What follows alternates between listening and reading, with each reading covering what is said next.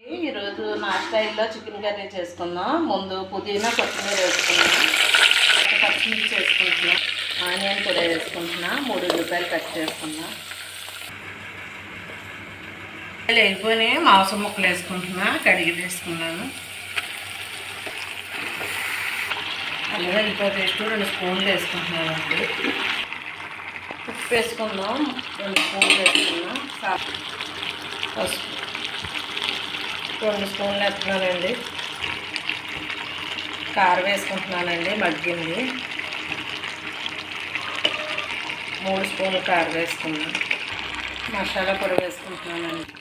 Glass మంచి నీళ్ళు పోసుకుంటున్నానండి. కూర అయిపోయిందండి. గరం మసాలా వేసుకుంటున్నా, కొంచెం కొత్తిమీర. మీరు కూడా ఒకసారి ఇలా ట్రై చేయండి, సింపుల్గా ఉంటుంది. మా ఛానల్ని సబ్స్క్రైబ్ చేసుకోండి.